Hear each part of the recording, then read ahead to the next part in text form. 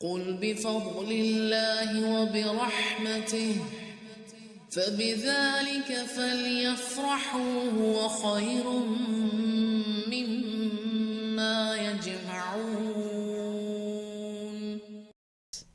فرمایا تو کسی ایسے شخص کا بھی کہنا نہ مان جو زیادہ قسمیں کھانے والا بے وقار ہو۔ تو کیا پتہ چلا؟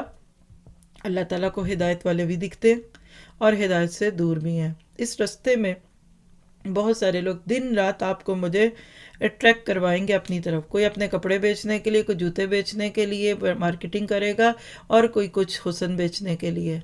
آپ کو کچھ بھی نہیں چاہیے، اس لیے کہ مقصد حیات سے واقف انسان اللہ کے حکم کے مطابق زندگی گزارنے والا ہوتا ہے، رسولوں اور کتابوں کی پیروی کرنے والا ہوتا ہے۔ اس کے برعکس جو غافل بندہ ہے وہ اللہ کے حکم اور حدود کو توڑ کر زندگی گزارتا ہے اور رسولوں اور کتابوں کو نہیں مانتا۔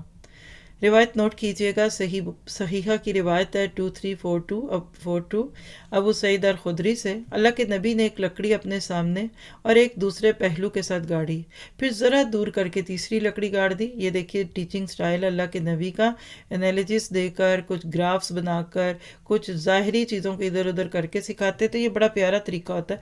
جیسے آج کل آپ کی یہ سلائڈز آپ کی مدد کرتی ہیں نا، تو یہ قسم کا کیٹلسٹ ہوتا ہے کہ بندے کی توجہ جڑ جاتی ہے۔ جب یہ سارا کر چکے تو آپ نے پوچھا تم جانتے ہو یہ کیا؟ صحابہ نے کہا اللہ اور اس کے رسول ہی بہتر جانتے ہیں۔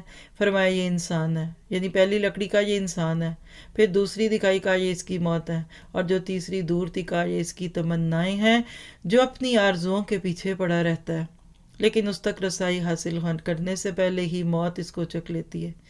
وہ کہتے ہیں نا کہ سامان 100 برس کا، پل کی خبر نہیں، ہزاروں خواہشیں ایسی کہ دم نکلیں، بہت نکلے میرے ارماں پھر بھی کم نکلے۔